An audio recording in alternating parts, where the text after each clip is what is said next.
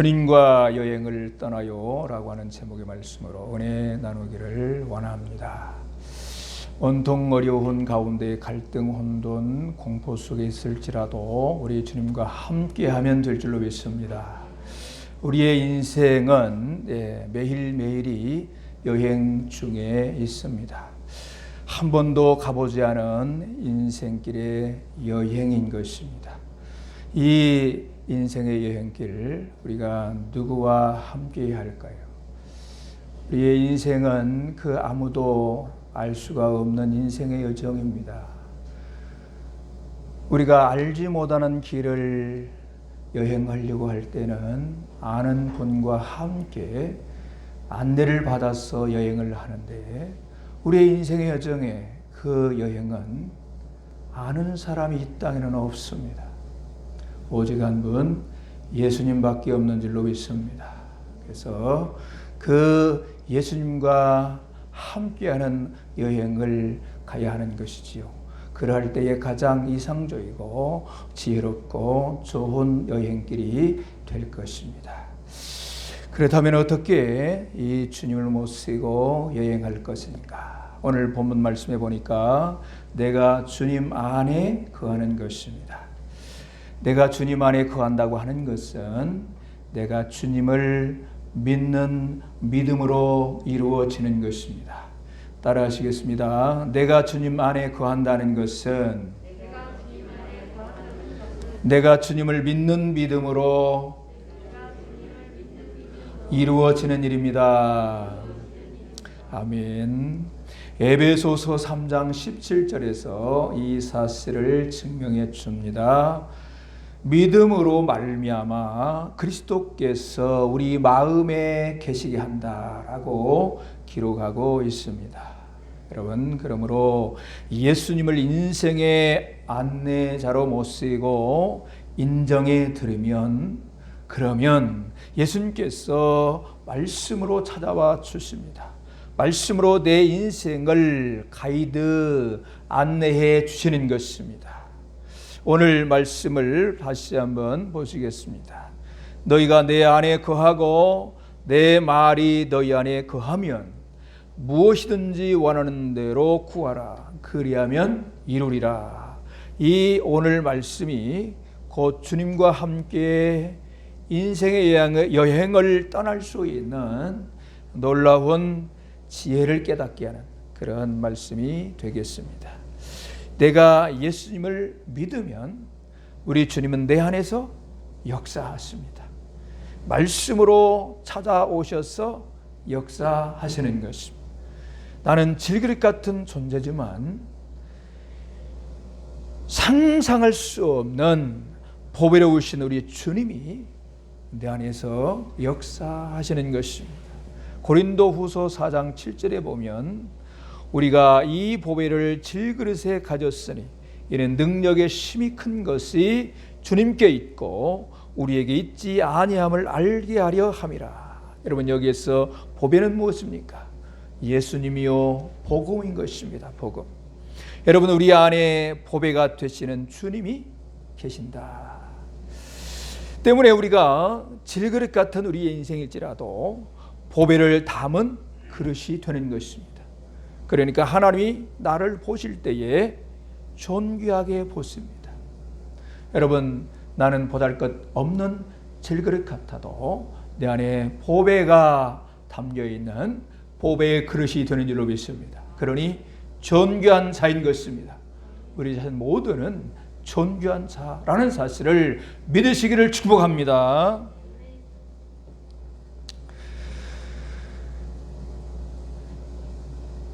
여러분, 그래서 중요한 것은 이 사실을 믿음으로 주님과 함께 늘 함께하는 여행이 되어야 하는 것입니다. 여러분, 우리의 인생의 여정의 여행을 어떻게 하고 계십니까?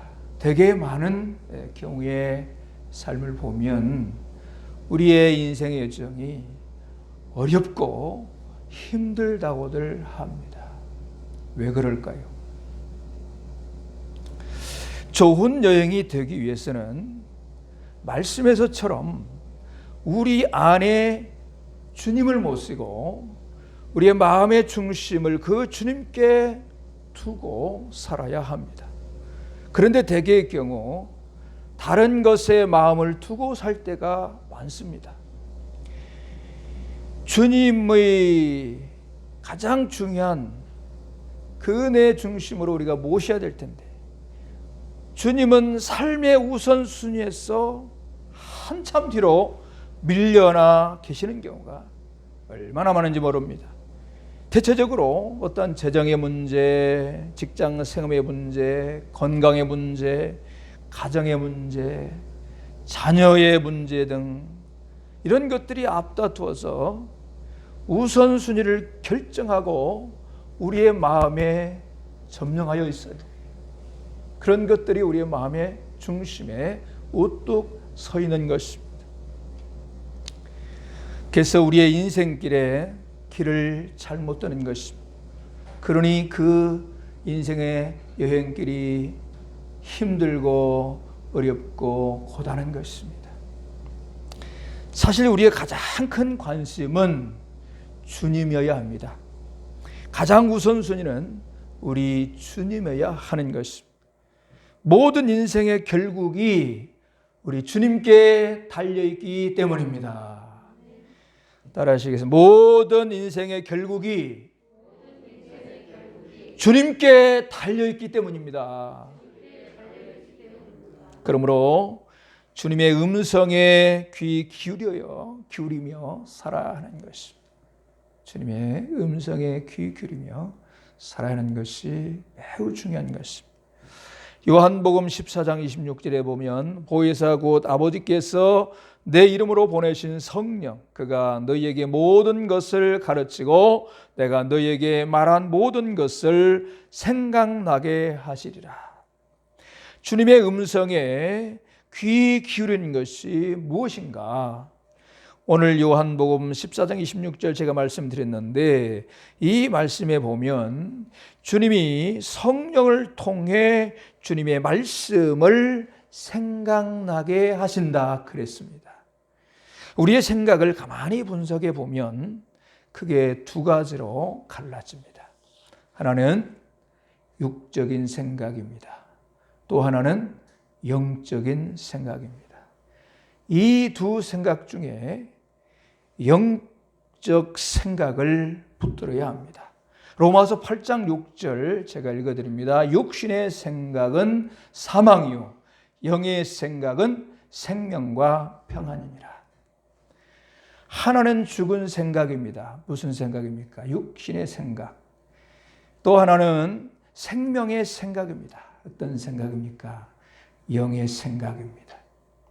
우리 주님은 이 생명의 생각을 통해서 역사하십니다.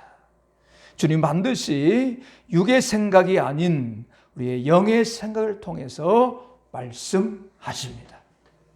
그래서 주님이 살아 계시는지 잘 모르겠다라고 생각되어지는 또 그렇게 살아가는 우리의 인생의 여정들이 있다고 한다면 왜 그러는가? 우리가 육신의 생각에 머물러 있기 때문에 우리 육신의 생각에 귀를 열고 있기 때문에 온통 세상 것이 육신의 것이 내 귀로 차고 들어와서 내 마음을 가득 채우고 내가 옮겨지는 행보가 그런 인생으로 살아가니 하나님의 음성의 통로가 막혀 있는 것입니다. 그러나 우리가 영의 생각에 귀를 열면 우리 주님이 지금 이 순간도 나에게 말씀으로 찾아오셔서 말씀하여 주는 일로 믿습니다. 그래서 그 주님과 영적 교통 교제를 이루면서 과연 우리 주님이 살아계시고 나와 함께 하시고 나와 통행하시고 그 주님과 인생의 여행을 떠날 수 있는 줄로 믿습니다. 그러므로 육신적 생각이 아니라 영적 생각에 귀를 열어서 주님의 음성을 들어야 하는 것입니다. 그래서 주시는 말씀을 붙들고 기도하면 주님과 떠나는 매일매일의 여행이 지혜롭고 복된 인생으로 엮어질 것입니다. 이런 삶이기를 간절히 바랍니다. 축복합니다. 삶이라는 여행을 떠납니다라는 시를 소개하면서 말씀을 마치겠습니다. 삶이라는 여행을 떠납니다. 한 번도 가보지 않은 그런 여행을 떠납니다. 어떤 때는 두려울 때도 있고, 어떤 때는 내가 싫어하는 여행을 하는 때도 있고, 어떤 때는 슬픔이 가득한 여행을 할 때도 있습니다. 그리고 어떤 때는 내가 계획했던 모든 것이 무너지고 억울한 하루를 여행할 때도 있습니다. 그렇게 새롭게 떠나는 매일매일의 여행에서 내가 고백할 수 있는 것은 그래도 나의 하루하루가 행복한 시간이라고 하는 것입니다. 나의 곁에는 그분이 계시기 때문입니다. 나는 오늘도 삶이라는 여행을 떠납니다. 하지만 혼자가 아닌 나를 사랑해 주시고 또 내가 사랑하는 예수님과 같이 여행을 떠납니다. 사람들이 생각하기에 가장 완벽한 여행이 아닐 수도 있고 비행기 연착과 같이 시행착오가 있을 수도 있고 내가 좋아하지 않는 여행을 할 수도 있지만 예수님과 함께 하기에 오늘의 이 여행도 가장 기억에 남고 가장 행복한 여행이었다고 고백할 수 있을 것입니다. 어떤 장소에 어떤 여행을 하는 것보다 누구와 여행을 하느냐가 더 중요하기 때문입니다. 그래서 내일도 예수님과 같이 여행을 떠나겠다고 약속합니다. 그리고 나는 고백합니다. 주 예수와 동행하니 그 어디나 하늘나라.